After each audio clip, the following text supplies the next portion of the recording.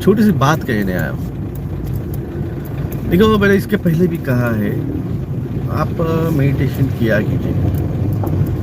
और जब मैंने इस बारे में बात की है तो एक्चुअल में मेडिटेशन में मैं इसलिए बात नहीं करता हूँ क्योंकि मैंने जिनको गुरु बनाया है उन्होंने मुझे सीधे तौर पे बताया था कि किसी को अपना शिष्य मत बना, डायरेक्ट अपना शिष्य मत बना, और जो बनना चाहता है वो खुद तेरे पास आएगा, फिजिकली आएगा, और तभी तू उसको अपना शिष्य उस मेडिटेशन के बारे में बताने के लिए बना। मेरे पास हार्डली 1 या 2 जन आए थे, और जो आए उनको मैंने उनका जो है कान मंत्र बताया। और क्या रहता है, जब आप किसी को शिष्य बनाते हो तो उसकी पूरी जिम्मेदारी आप पे रहती है, उसकी पूरी जिम्मेदारी आप पे रहती है मेडिटेशन में वो कहीं भटक न जाए। भटक मतलब जब आप मेडिटेशन में जाते हो और उस मेडिटेशन में जब आप डायमेंशन में जाते हो, समझिए आप मेडिटेशन में तभी सक्सेस होते हो जब आप डायमेंशन ट्रैवल कर पाते हो, नहीं तो वो मेडिटेशन किसी काम का नहीं है। वो सिर्फ और सिर्फ इट्स इल्यूजन, वो एक आप इल्यूजन में है कि आप मेडिटेशन कर रहे हो। ऐसा नहीं है कि मुझे मेडिटेशन ना पता नहीं है, मुझे मेडिटेशन आता नहीं है।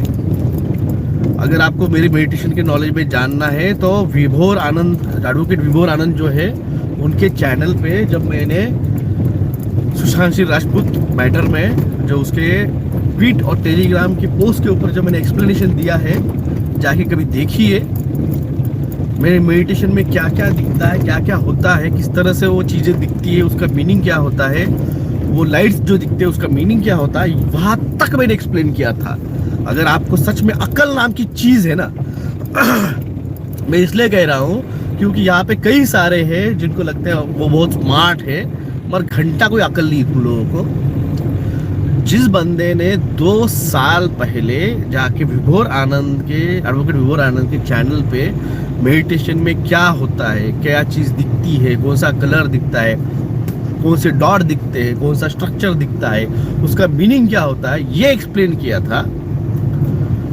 तो मेडिटेशन में क्या होना चाहिए, किस तरह होना चाहिए, और आप जब जाते हैं डायमेंशन में तो आप अलग अलग प्लेन्स जो रहते हैं वहाँ पे आप ट्रैप में फंस सकते हो। मैंने मेरे वीडियो में कहा था कि जो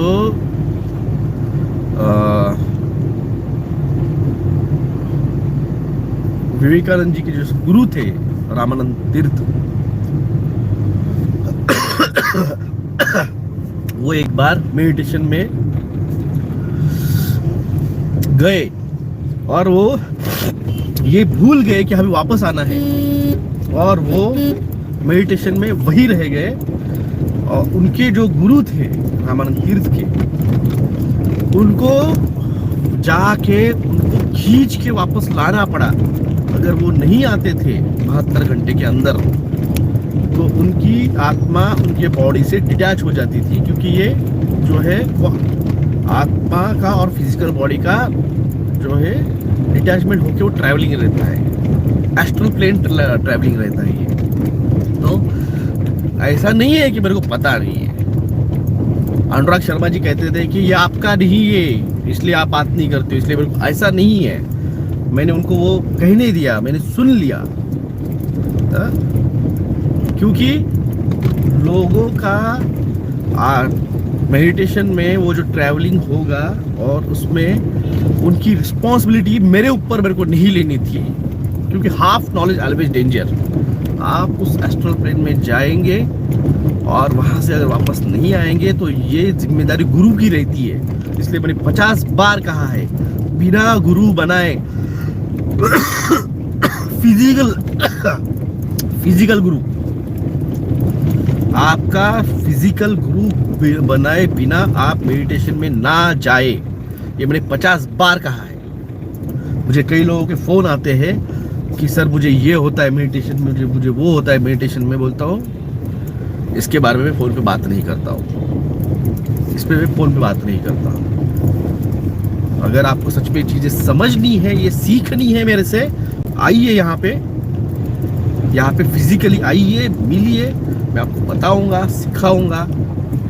फोन पे ये चीजें नहीं होती। गुरु बनना है तो उसको डिवोशनली आपको करना पड़ेगा। डिवोशनली करना है तो आप झक मार रहे हो राजस्थान में, कलकत्ता में, कन्याकुमारी में, केरला में, और वहां से बैठ के मेरे को फोन कर रहे हो, वैसे नहीं होता है।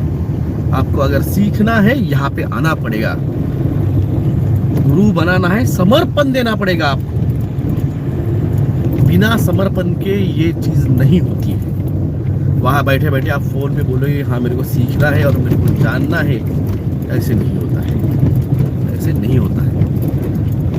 गुरु बनाना है तो गुरु को उस लेवल का दर्जा देने के लिए आपको गुरु के पास जाके गुरु दक्षिणा स्वरूप में वहां पे उसको बैठ के वो गुरु वाणी जो रहती है सुननी पड़ती है, वो ज्ञान जो है वहां पे जाके लेना पड़ता है।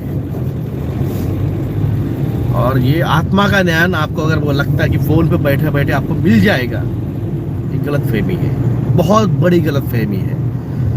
और आपको लग रहा होगा कि आप बैठे बैठे मोबाइल पे किसी का सुन के, कोई जर्मनी में बैठा है, कोई फ्रांस में बैठा है, कोई यूएस में बैठा है, वहां से बैठा के आपको मेडिटेशन सिखा रहा है, सिर्फ और सिर्फ आपको बेवकूफ बना रहा है।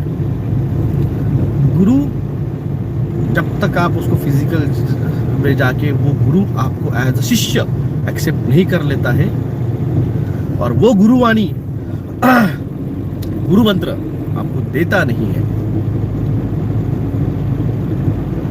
क्योंकि आपकी पूरी वो जो यात्रा है, वो यात्रा का पूरा भार, पूरा का पूरा रिस्पॉन्सिबिलिटी उस गुरु पे रहती है। उस ट्रैप पे आप फंस न जाए, आप एस्ट्रल प्लेन में जाके फंस न जाए, क्योंकि आप अगर 72 घंटों में वापस नहीं आते हैं एस्ट्रल प्लेन में से आपकी बॉडी पे, तो लोग आपको मरा हुआ समझ के आपकी बॉडी जला देंगे। भले आप वहां पे एस्ट्रल प्लेन में रहोगे, किसको पता आप एस्ट्रल प्लेन में हो, किसको पता वो एस्ट्रल प्लेन में हो? उनको तो लगेगा आप बॉडी छोड़ चुके हो। आप बॉडी छोड़ चुके हो इसका मतलब आप मर गए हो। आपकी बॉडी जला देगी, आप वापस आओगे तो आपकी अपनी बॉडी नहीं रहेगी, आप उसी एस्ट्रल प्लेन में रहोगे अनंत काल तक, जो कि बहुत बुरी बात है। वो बहुत बुरी बात है, अच्छी बात नहीं है। पर उसके लिए आपको चाहिए समर्पण।